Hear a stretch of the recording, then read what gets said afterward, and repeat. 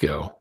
Welcome to On the Chain. This is Jeff here with co-host Chip. What's going on, Chip? Man, today, Ripple Liquidity Hub. That's great. That's the theme over at Swell, at Ripple Swell. We're going to get into the nitty-gritty of the Liquidity Hub over there at Swell, cutting edge for crypto assets. You know what? One small step for man, one giant leap for mankind. I think they are rewriting the concept of that. Chip, if you're ready to kick this thing off, I'm ready because there's a lot to cover. Let's go. Welcome to On the Chain. Whoa.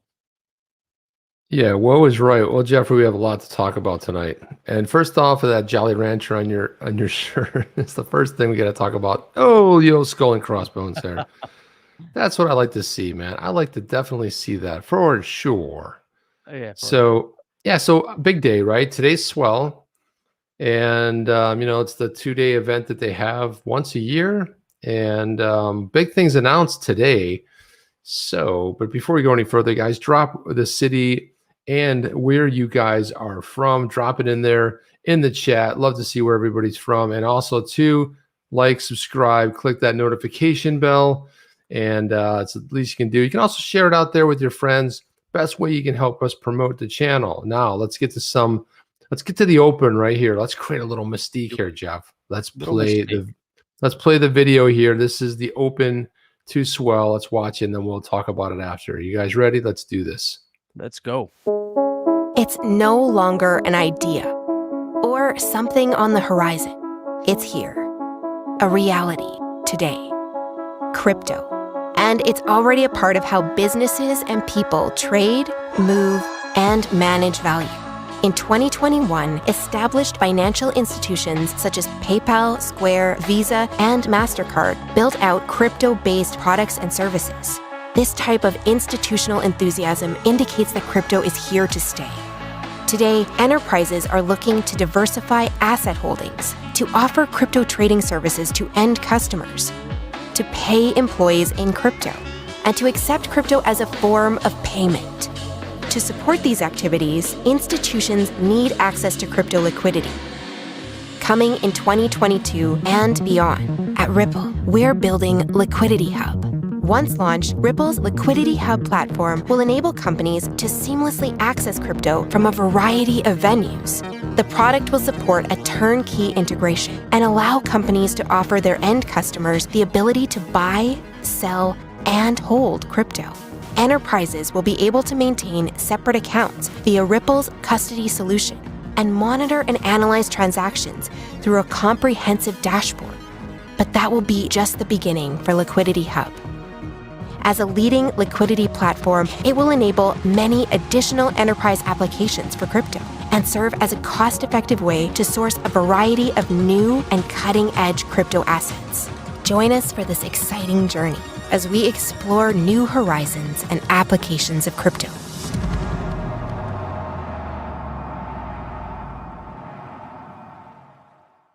Wow, that's pretty cool, Jeff. What do you think about that? Man, I felt like I was at Disneyland. That was pretty solid, right? Right. Holy cow. That was probably one of the best intro videos at a conference I think I've ever seen.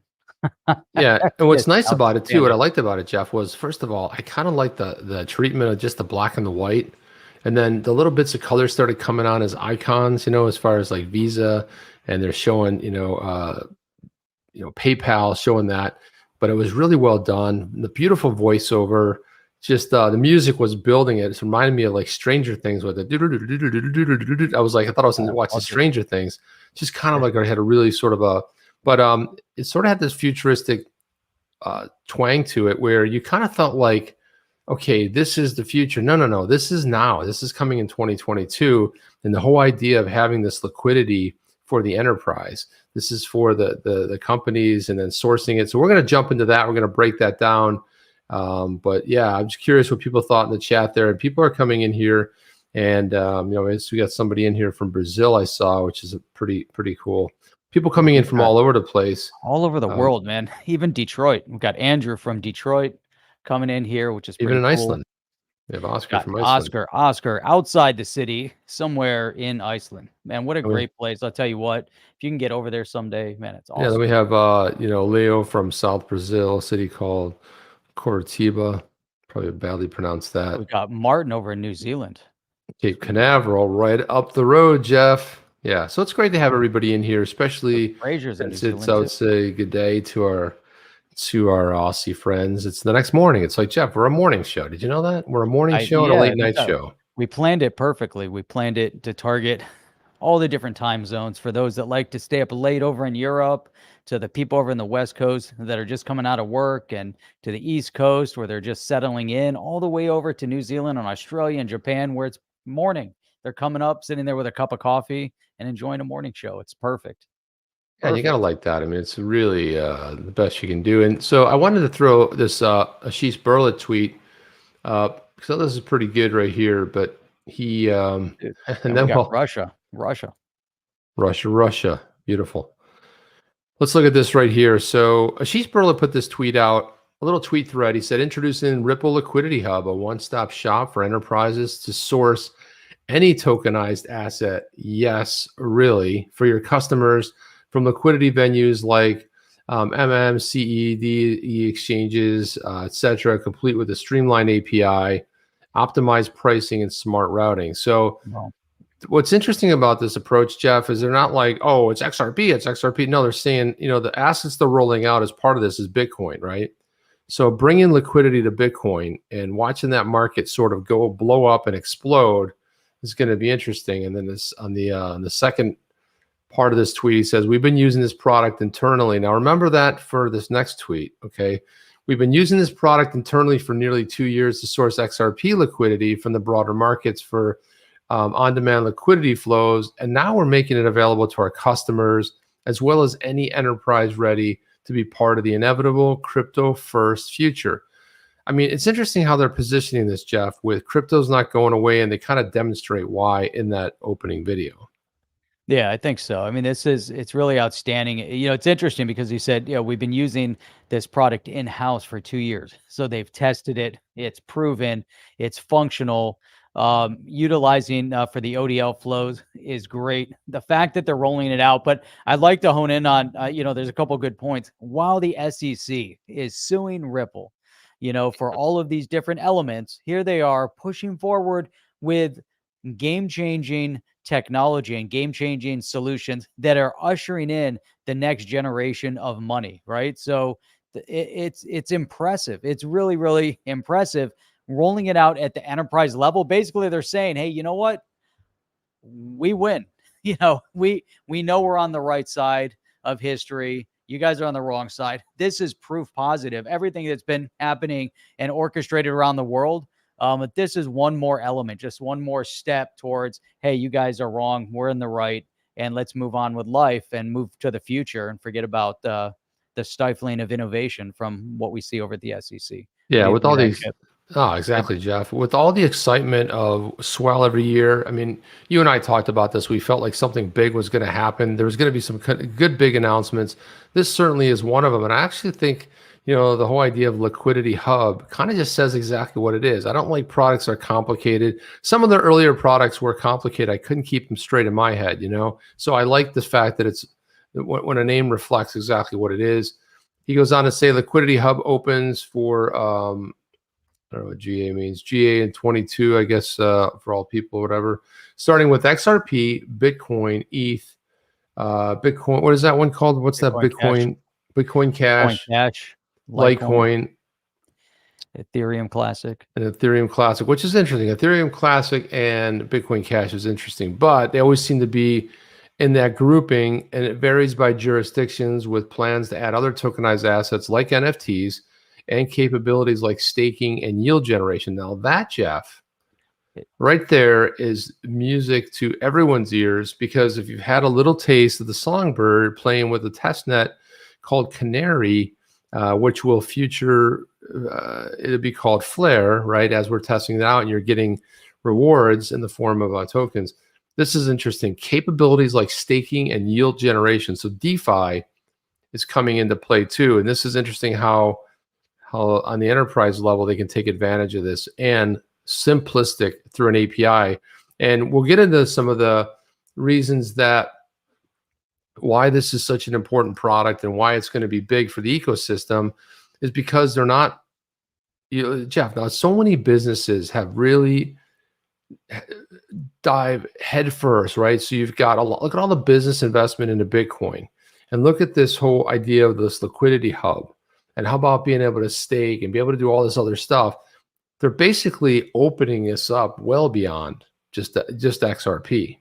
Yeah. Oh, it's amazing. And the fact that they're designing this as a turnkey solution for the financial institutions, helping them leverage money, and really what they're going to be able to do, for their customer bases, but accessing, monetary investment and liquidity, through these different markets. I think it's so important, and so we'll get into exactly how they break it all down.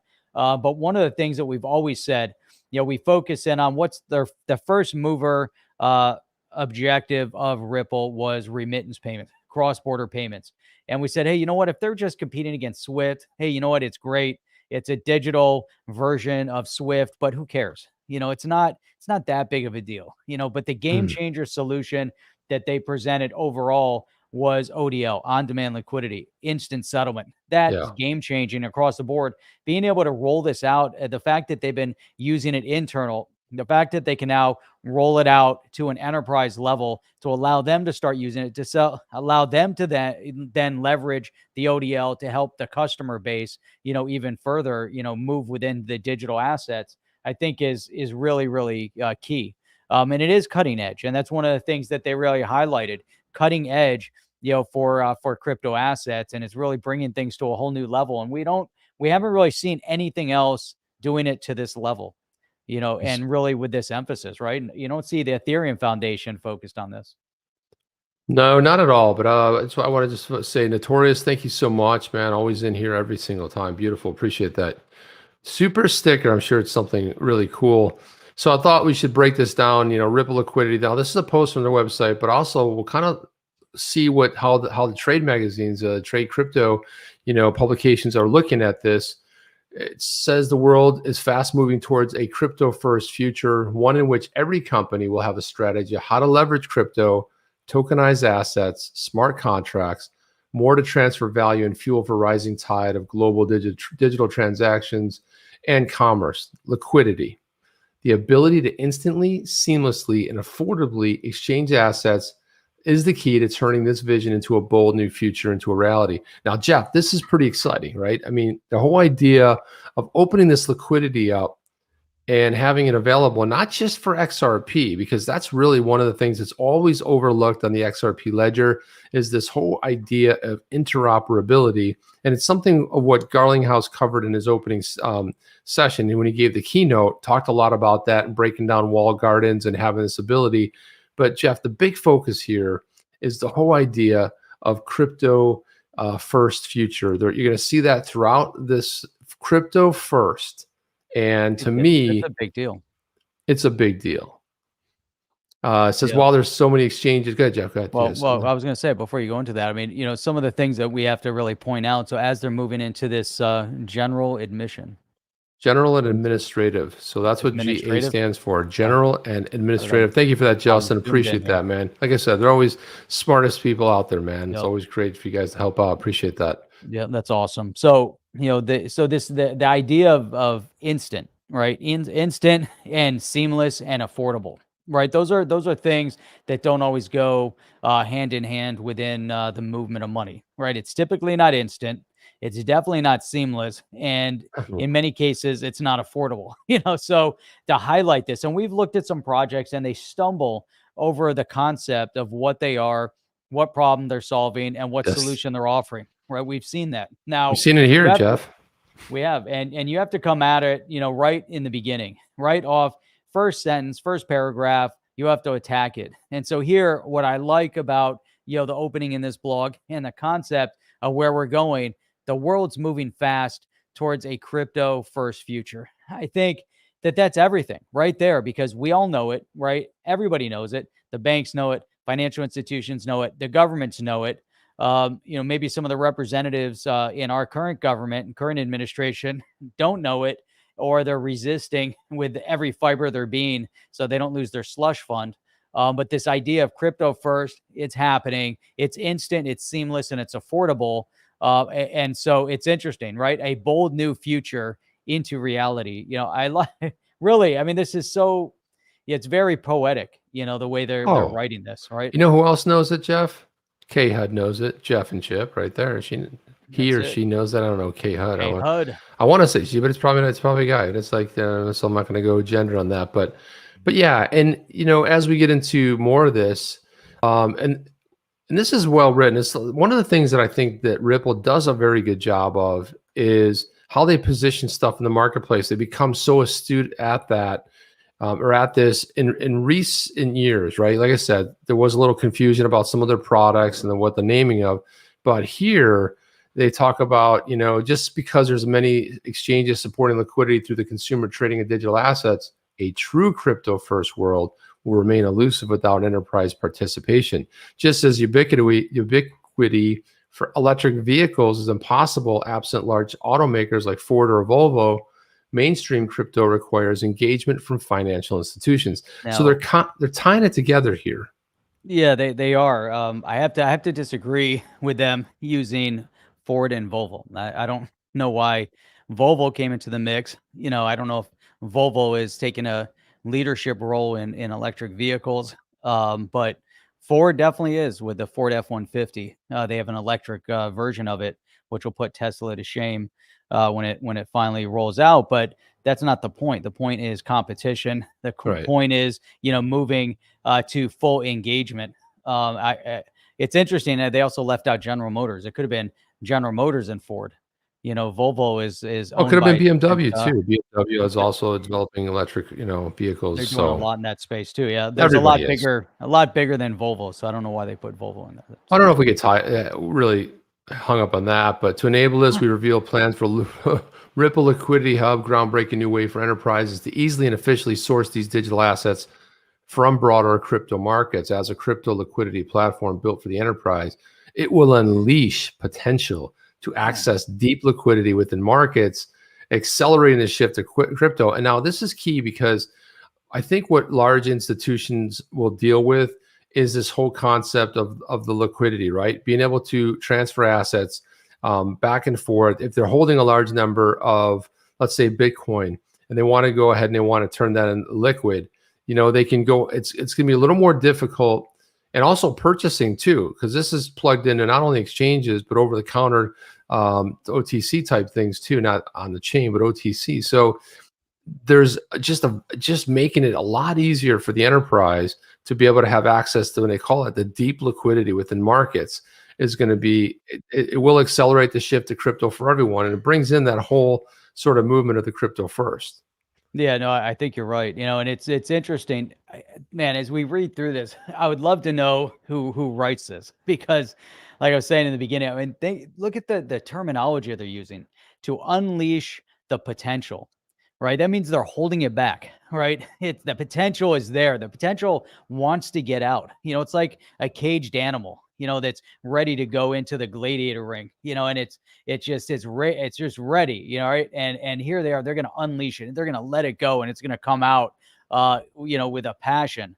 And this fact, accessing deep liquidity, and that's so critical too, because having access to that kind of liquidity, and the deep liquidity means, to really fulfill and move a market, right? Because if you don't have enough, you're not going to be able to make monumental changes in the market as a whole. And these guys didn't come out to say, hey, let's play around. We're going to dabble in the crypto space. We want to dabble in a little bit of liquidity. These guys are coming out of the box here to unleash something like we've never seen before. They want to unleash the takeover of the movement of all money, right? Because otherwise they wouldn't be talking about the deep liquidity with it to accelerate a shift, or to accelerate the shift, to crypto. This is massive, because right now they're saying, hey, you know what? The movement to crypto is kind of stuck, right? We're trying to get mainstream adoption into crypto. You're starting to see a little bit like with Grayscale, a little bit of discussion with ETF, even though other countries are much further ahead with that. But the full movement, the full momentum is coming from the enterprise level to then bring the enterprise is already in place. They already have the customer base. Engage it, fulfill it, give them what they need, fill them up with the gas that they need to really go to the next level. And here you have exactly what we're talking about, right? It's amazing. A liquidity hub, a hub of liquidity. Love it, man. It's impressive. I'm loving how they write this stuff. I mean, it's so juicy. Well, I like it because they're putting a lot in. And again, they probably went through a ton of revisions, but KHUD says we have the ability to make money with our money that we've been deprived of. This is beautiful. Man. And it is, and it's getting better all the time. And that is one of the things where a lot of people have been locked out. That's what's so exciting. We looked at that little chart last night of Web 1.0 was company builds something, company profits. Web 2.0 was we're into open source where the person will, or the people level, a person builds something, the companies take it and profit, right? They turn it into an enterprise solution. Now we're in Web 3.0 where we build it and we profit. So you're bringing it down to a personal level. And again, the ability to purchase crypto, be able to partake in the whole idea of decentralized finance and being able to stake and earn yield and everything else. And so what they've done, which they really, this is it, they've designed it as a turnkey solution for financial institutions. The Ripple Liquidity Hub will leverage smart order routing to source digital assets at optimized prices from market makers, exchanges, and OTC desks. Now, this is kind of key right here because you're not looking for the very best time or the very best available price. The smart routing, and they call it smart order routing. You place an order, you're able to actually put that order out there, and then they've got a little more tech behind that will go ahead from them, either look at market makers, an exchange, or over the counter, find and lock in on the best sort of solution and deliver the best price at the right time. Now, this is something when they talk about turnkey that might be a little more difficult for the enterprise level, or just even doesn't necessarily even have to be enterprise level, but doing it and trying to figure it out because you go to the prices vary, Jeff. So I think this is actually very key too. And then the enterprises will use Ripple's Liquidity Hub to easily and seamlessly provide their end customers with the ability to buy, sell, and hold digital assets at the best possible prices across a range of venues. So not only are they doing it themselves, but they're able via an API to be able to build this out for their customer base. Thoughts on that, Jeff? No, I'm just liking, all aspects of this. It's really, really solid, and I'm looking at this smart order routing. I wanted to get a good definition of what it is because it's leveraging smart order routing to source digital asset, right? At optimized prices from market makers, exchanges, and the OTC desks. And the smart routing is interesting. It's an automated process of handling orders. So that means it's already in place. It's already happening. They're using existing tech within the mainstream enterprise environment in order to make this happen. And so here it's aimed at taking the best available opportunity through a range of different trading venues, right? So they want to make sure that they can really, get the best, the best opportunities for their, for those that are using it. Here it says the SOR, which is the smart order routing, serves to tackle liquidity fragmentation or even benefit from it. And so if that's what it's there to tackle, right? So you have a fragmentation of it. They want to benefit from the fragment. Here they're bringing full liquidity to this and use it. Man. Absolutely. I mean, the brains they are going behind, all of this to pull this together is really astonishing. And then it goes right back up to accelerating the shift to crypto because they are unleashing something. Man, these guys really amaze me every step of the way. It's just like every time you think that's like, oh, what else could they offer? And then here you go. Here's one more thing to add. Well, if we go back to what Asheesh Birla's tweet said, they were using this in-house to do just that. So they built it as a product. If it was good enough for Ripple to use and source liquidity and be able to buy the best, all this kind of stuff, then 2 years later they roll it out as a product. I wanted to get to this. This is General B. He says, now imagine the liquidity coming to projects within the XRP ledger ecosystem, like Casino Coin, etc. And that's actually really kind of interesting to imagine that, Jeff, because if you like having that liquidity on tap for all of these other projects, because, you know, we talked to when we talked to, you know, Casino Coin guys the other night, you know, one of the things we talked about was they had forked the XRP, but the problem is that their fork didn't include some of the new developments. So it made more sense to bring it home to the XRPL. And that's when it really, you know, I was always interested in the project, but that's when it really caught my eye. And I said, okay, these guys are serious.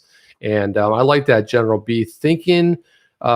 He's already starting to bridge it together and starting to say, well, wait a minute, this liquidity is going to come to projects inside and within the XRPL. It's good thinking, man. It's enterprise level. It allows them to truly take advantage, and there's going to be so many more. So, Chip, you brought up, you know, Flare, you know, and you know, with their Spark token, with their Songbird test, but what they're planning on doing from a financial perspective. But I love that. I like how, you know, people within the on the chain community are really thinking. You know, they get it. Their wheels are spinning in terms of what this can do, not just for the external mainstream, but what is it going to do to further the existing or soon to exist crypto opportunities, crypto innovations. Yeah, well, also too, Jeff, I was gonna say beyond that, you know, if you think about this, is that the real usage of it is really going to come from financial institutions, the money makers, all this kind of stuff. And then you got the market makers they're interfacing with, but you're basically providing a rail, if you will. Like they lay rails all over between, you know, on remittance side between two countries. This is laying a different kind of rail. This kind of rail here is the access rail, right? And the fact that it's done through an API. So an API, you plug it in, you bring it into your system, and now it's part of what you do. So developers can build this in. So it's not like it's a separate product. Oh, I have to go over here. This builds right into their product. So if they've got customers, they can now get their customers access. And I think that's the one part that maybe people looking at this will sort of gloss over, because it's bigger on so many levels, just because of the fact that you're giving not only this institutional access, but you're also allowing that to potentially be given to their customers inside of their own solution. So now imagine what an exchange can do with this. Now imagine what or an OTC can do with this. Like there's and even like some sort of money transmitters, what they could do with this. You're talking about something that's next generation, that's happening now. And I want to throw this up here too. Thank you, Susie. Appreciate that. You guys are the best. Your content is always so informative. Bless this channel. I'm a fan. Yeah, thank you, Susie. I really appreciate that. And Jeff, I wanted to jump into this next line here, which says, Ripple liquidity will uniquely solve for the specific pain points of enterprise customers, avoiding the long and resource-heavy integrations through a streamlined API, and unlike most of their other offerings, eliminating pre-funding requirements in order to free up working capital. And again, the funny thing is I didn't even read that, but that right there says it all, because a streamlined API and like other offerings, what they're getting at right here, Jeff, is the pain points there. And you know, you've said it so many times in the past, there's other projects looking out for a problem to solve. They're solving pain points. They know this is pain points because they've heard it from their customers. And they also eliminate the pre-funding, which is huge. I like that. You know, it's so interesting. And look at how they phrase this as well.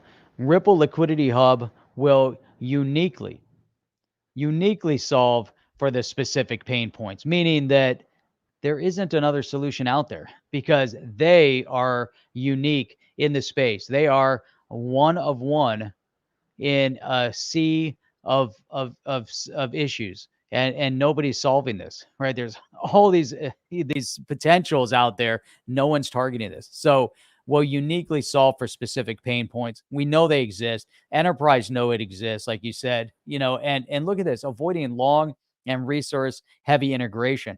Typically, you know, when you have to do any kind of integration, software might require hardware.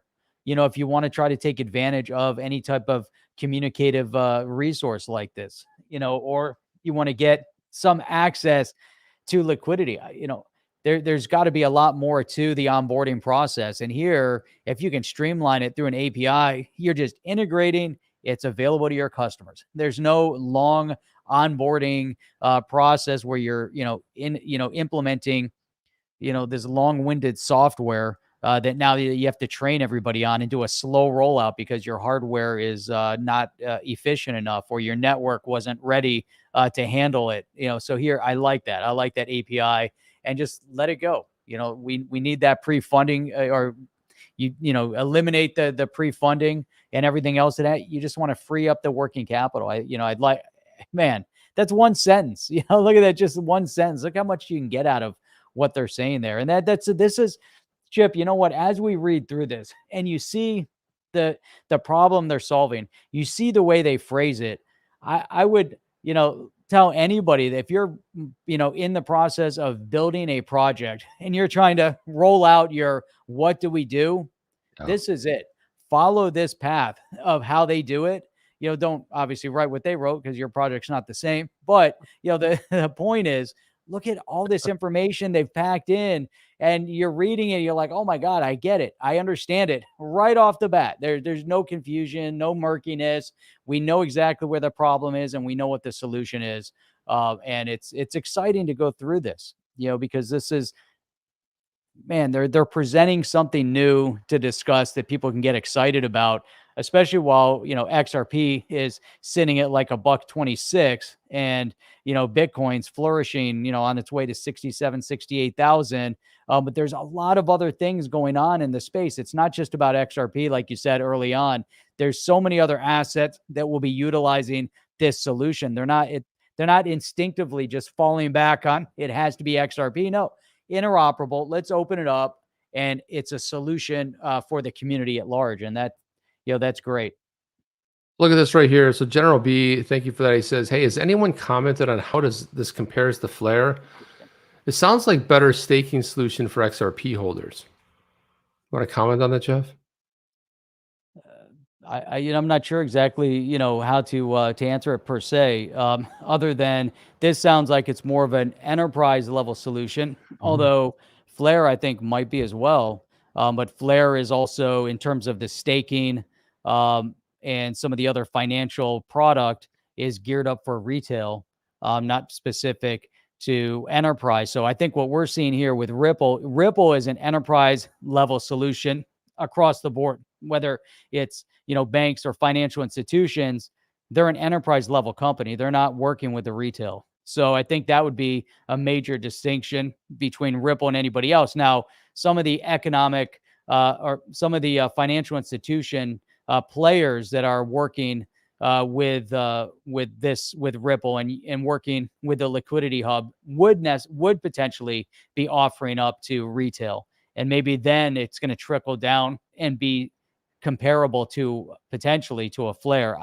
Who knows how they're going to use it? I think there's a lot of opportunity on how these enterprises, will start, breaking up the product and offering it to their customer base.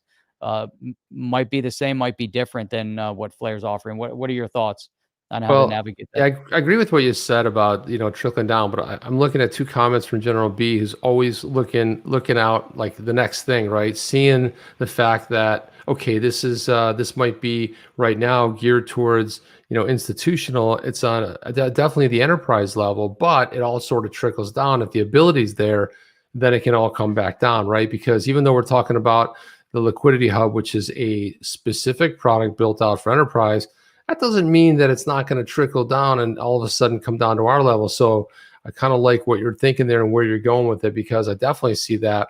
And in a sense, like what you said, I agree with everything you said about Flare, but we kind of have to see how it unfolds. But I also think they'll both find their niche, right? They'll sort of both find something that works. And then what we don't know yet is what will be built on this and an adjunct product to this in the future. How will other products affect it? And I think that right there, 2-3 years into it, the fact is that the rails are being laid. And just like with anything with DeFi, it certainly has a long way to go. And thank you for the super sticker, Susie. Appreciate that. And where it's headed and where it's going. So they say, while the XRP ledger and XRP are and will remain a native part of our tech stack, we at Ripple believe that achieving interoperability is key to unlocking crypto's true potential. What I like about this, Jeff, and I've always said this about Ripple, even when they gave, when they took $100 million, the equivalent of 100 million at the time, and they gave it to Forte, and they said, okay, we want you to really build the blockchain, gaming infrastructure. Oh, no, you don't have to use XRP. So they weren't commanding that. They were more interested in building up as a whole. And this is the difference between Ripple and a lot of other company and organizations out there. They're interested in the larger picture. So when they talk about they're interested in interoperability and they're positioning it as the key to unlocking crypto's true potential, that means that they're not going to be simply just focused on these assets, which is Bitcoin, Bitcoin Cash, XRP, Litecoin, and there was one other one in there. What was the other one? The whatever the other one was. ETH as well. How could I forget? I forget that. And the ability to interoperate crypto across networks breaks the barrier to entry. What does that do, Jeff? It opens up the entire market, blows the lid off of it, and there's going to be enough. There's going to be enough at the table for everyone, enough little tidbits for everyone, and it enables greater competition and inclusion. So again, a lot to break down just in that two sentences there. That's another one. You think about what brought Microsoft to being successful, or how did Google become a household name? They didn't become a household name by being exclusive, meaning that you could only use use Android on a Google hardware. They rolled out Android and allowed it to be used on pretty much, any hardware if you wanted to use their operating system. Microsoft basically did the same thing. They're like, hey, you know what? We're not in the hardware business. Use our software. And they became very successful in a household name, and so Ripple kind of doing the same thing, where they're saying, hey, you know what? We're rolling out this solution. We want to become the hub for interoperability. Whereas the Ethereum Foundation's like, no, it has to be, if you're going to build, it's going to be on, you're going to build your ERC20 tokens and you're using Ethereum, until you had some other companies come along and they're like, oh, wait a minute, we can do it better, like Polygon, and then they said, hey, you know what, we can utilize your solution. We're going to build on it. We're going to do it better. And we're going to kind of use your solution. But Ripple is basically saying, for liquidity, for mainstream adoption, you can't be very narrow focused. You can't be a Bitcoin maximalist. If you're a Bitcoin maximalist, you're not going to accomplish anything except for your one, limited use case, which could be a store of value. But they're talking about all the money here. They're not, and we've referenced this before. I don't think we ever really had direct proof that they wanted to dominate all the money.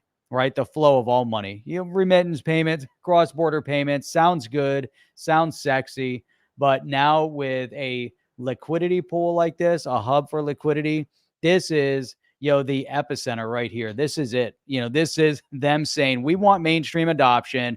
We want to be at the center of mainstream adoption. We're going to speed up crypto adoption across the board because we're also interoperable. Doesn't matter what asset, Bitcoin, Ethereum, you want to move them through our product, you can use them all.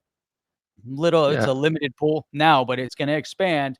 That tells me where they're going. That tells me it's all the money. They want all of it. They want everything. Okay, so now I'm going to give you a unique perspective on why they're more like Apple. So I agree with what you just said, okay, because you're making the point about the broader marketplace, but here's how they're more like Apple, okay? Apple has never necessarily been first at doing something. There's like, well, they had that on Android for 3 years. Yeah, but it works better on most stuff Apple. So whether you're working on I'm looking at a MacBook right now, or I look at my iPhone or whatever it is, I'm an Apple junkie. I love the Apple ecosystem.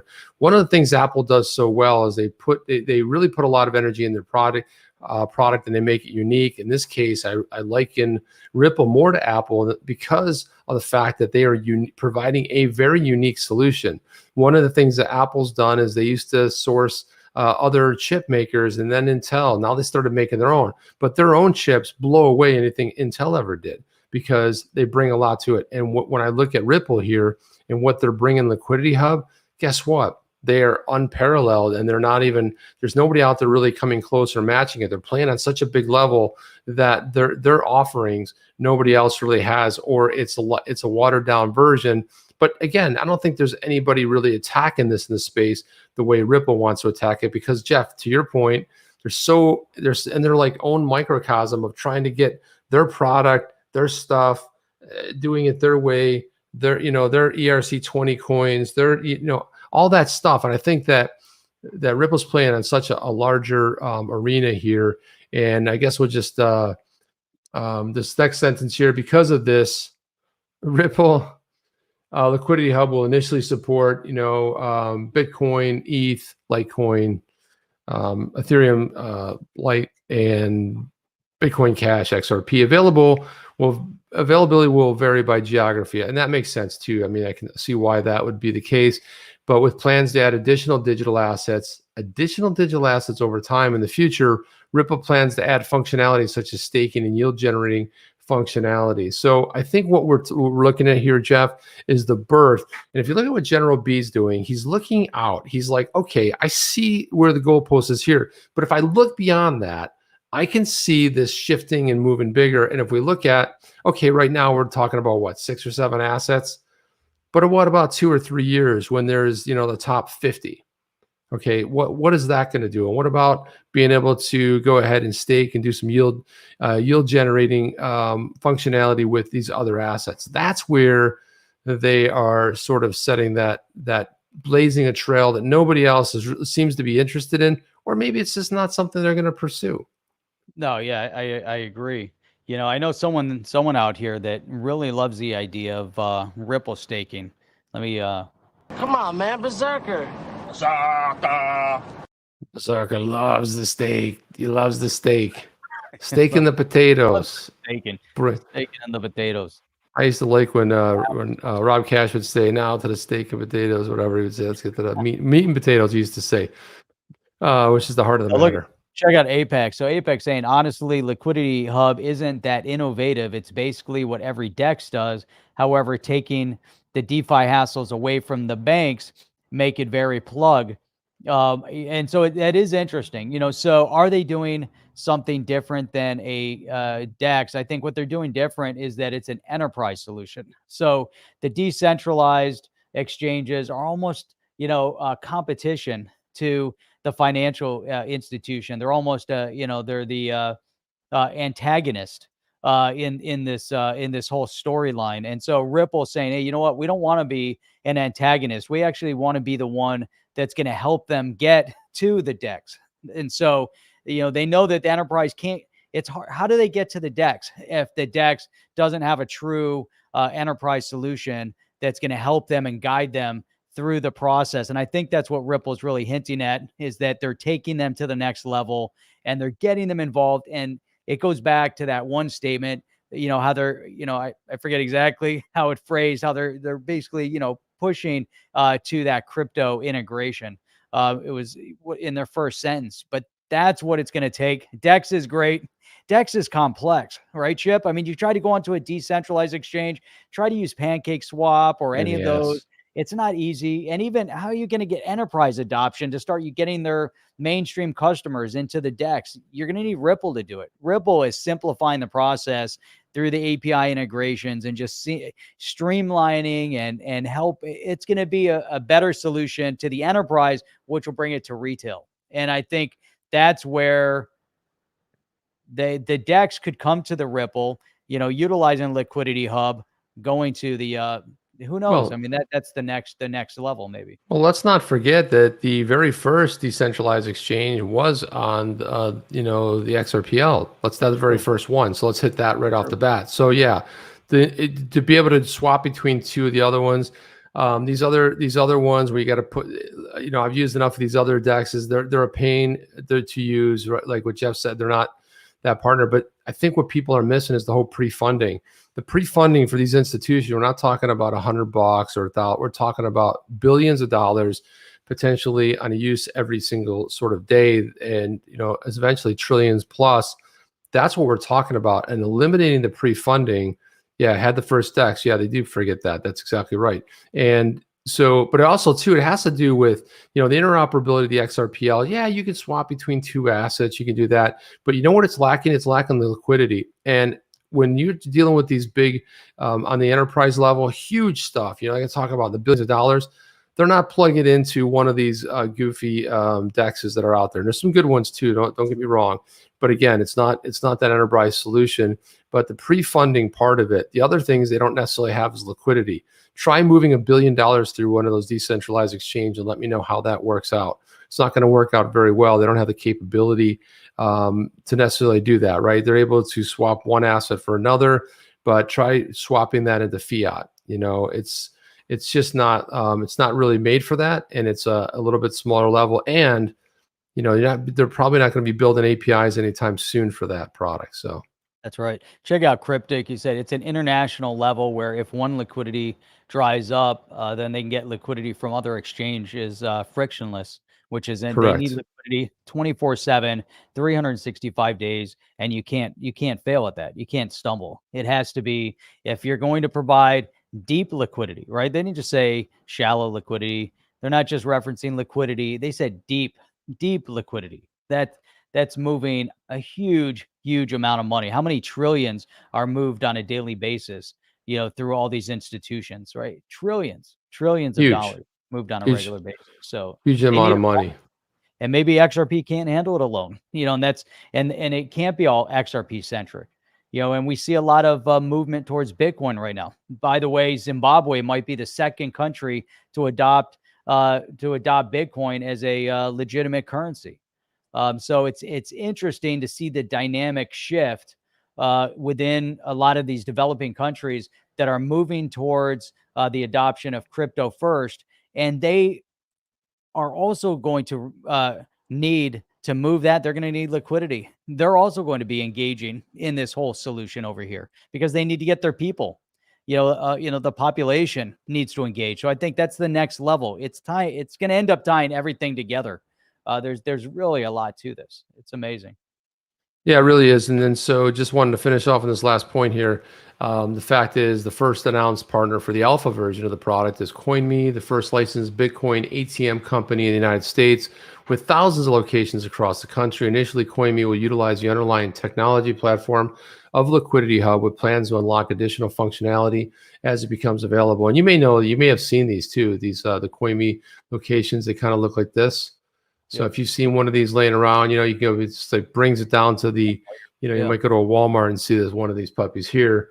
And it is the nation's largest cryptocurrency cash. So it makes a lot of sense in this partner thing.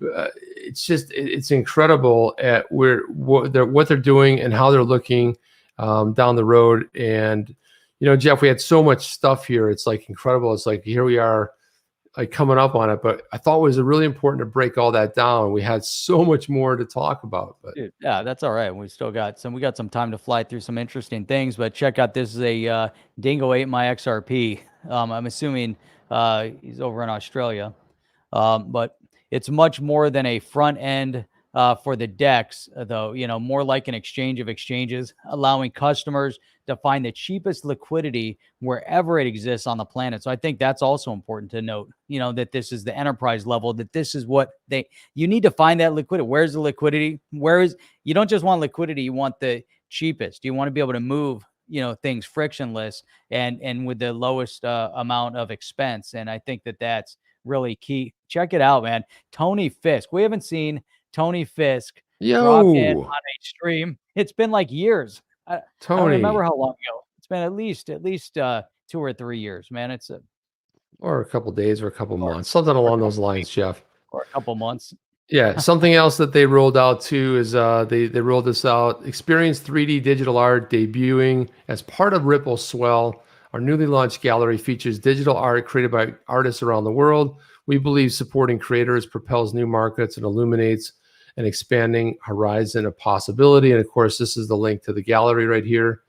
So it's a lot of what are they up to, right? They're starting to, one of the things that Ripple has done interestingly Especially, they have the Ripple X and Tony Fisk. I'm not 100% sure, but I think it's magic, referencing XRP and really referencing everything Ripple's up to over here. Because Chip, like, Ripple X, Swell Gallery, what are they doing here? Is this NFT? How are they helping artists take advantage? What's going on?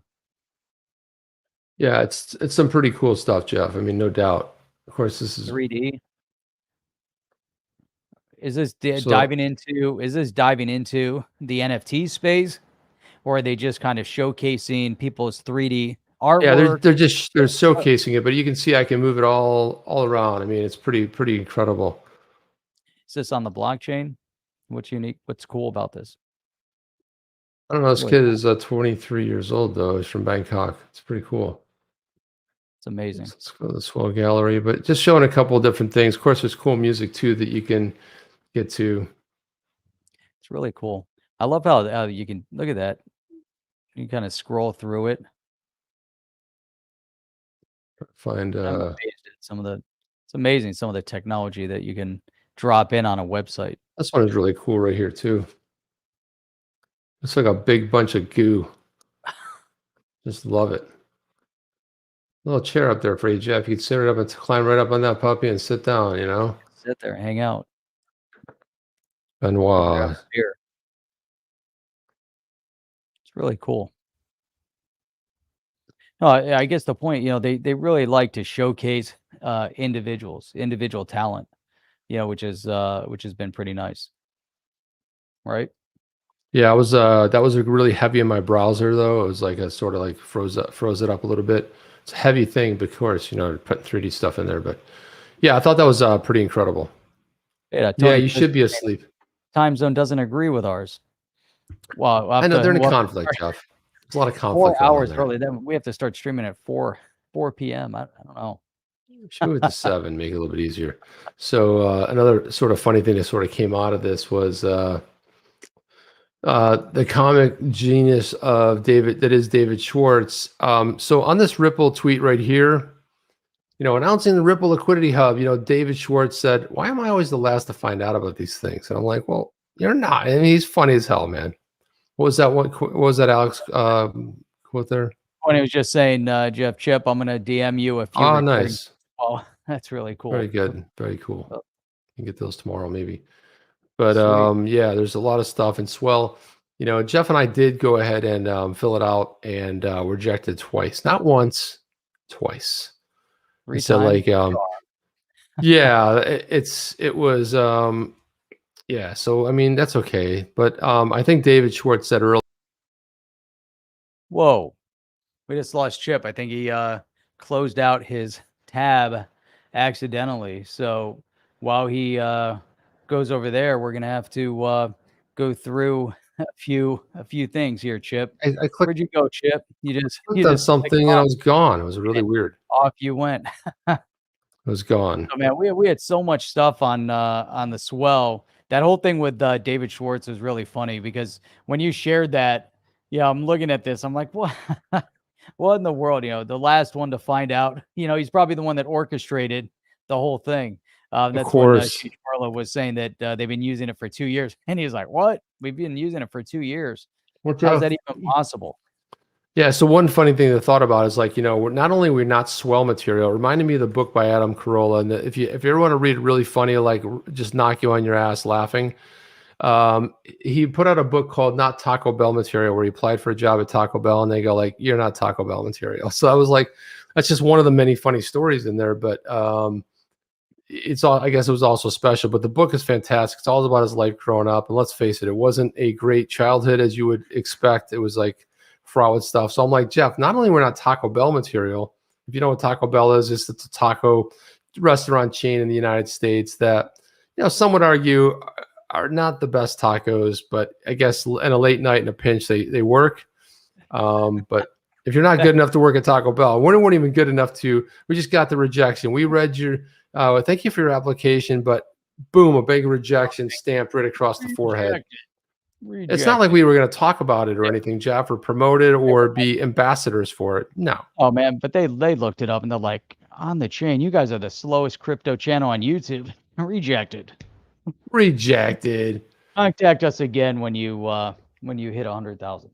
No, Yeah. but check this out. So one of the things that we had referenced early on, you were talking about Apple, and did you know that the CEO of Apple, Tim Cook, did you know that he is a crypto holder?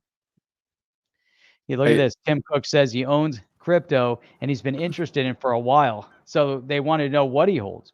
And he actually said that he's well diversified, that he does have Bitcoin, he does have Ethereum amongst many other things. He says, I think it's reasonable to own it as part of a diversified portfolio.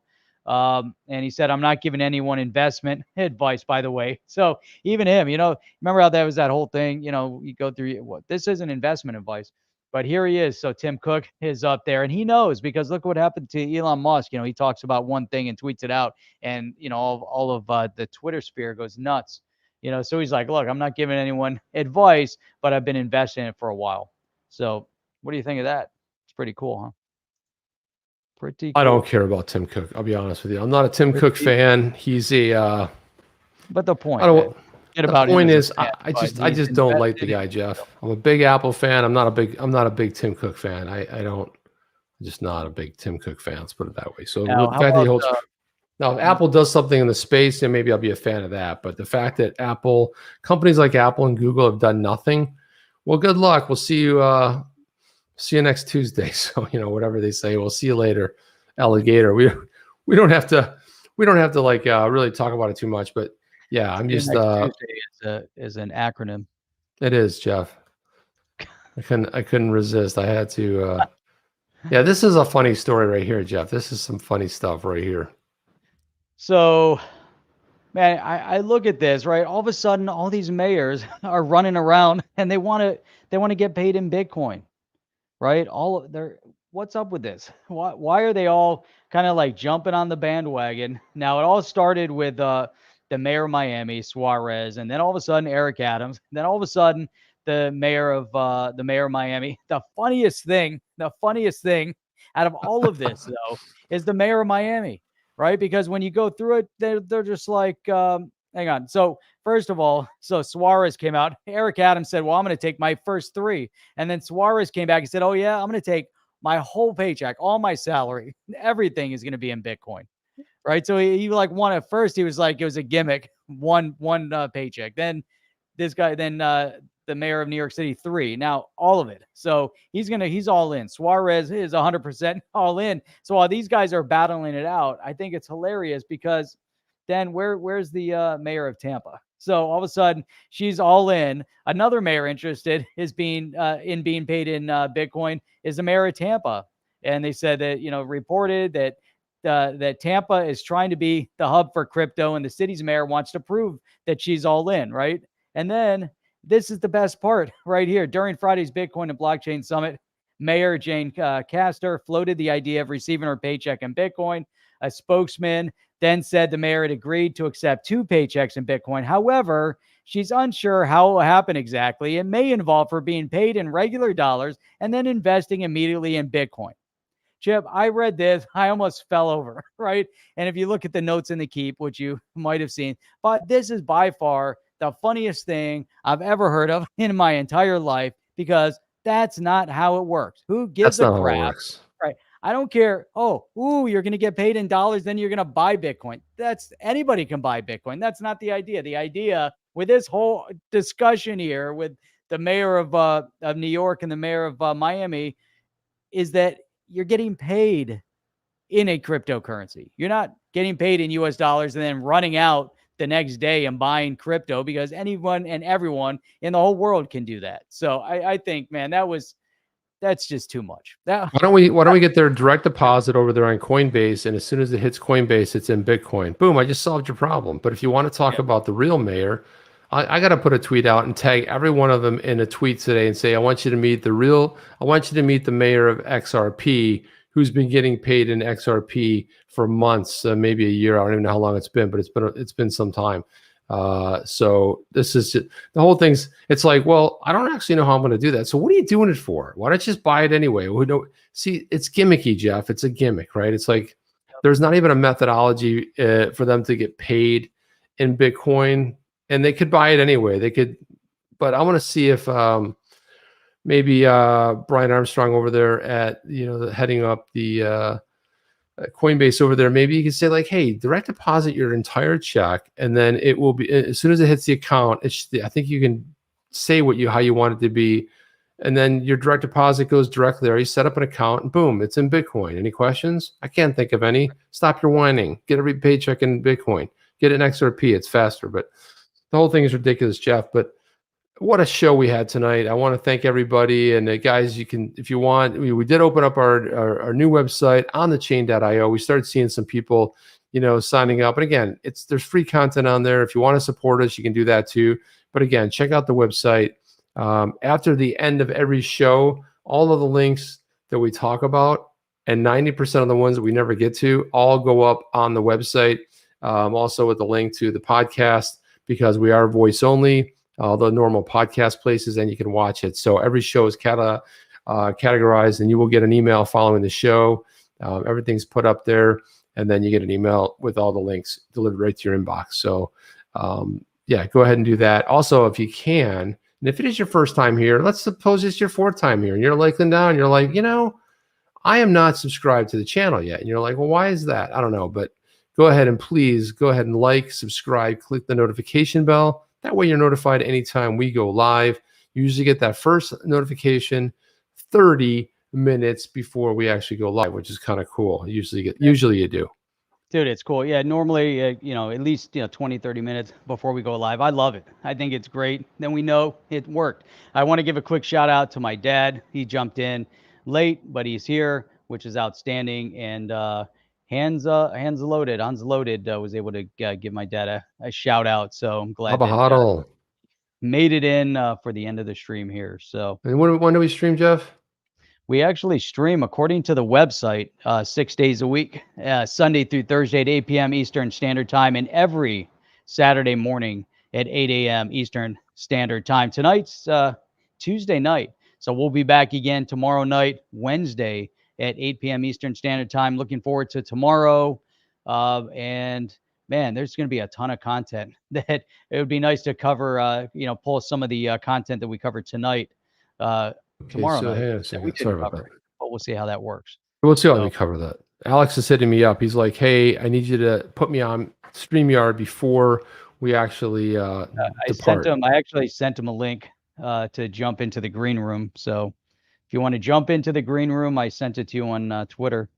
You can jump in. Go to your Twitter one, and you jumped in over there. So yeah, big shout out to K HUD, and then we'll get Coining jumping in backstage so we can have a chat with him here in a few. So, but even if we ended, he should be able to still jump in. I don't think so. Not if we ended, he won't be able to jump in. So go ahead, go to your Twitter. There he goes. Hang on a second. All right, let's put him in. Boom. What's going on, man? What's going on, everyone? What's up? What's up? Am I live or are you guys? Yeah, you're live. Come on, what's up? You want to talk to us live? You want to talk to us off stage? It was off stage, but I got access to Swell, so I was gonna show you guys some stuff, and then we can put on the channel tomorrow.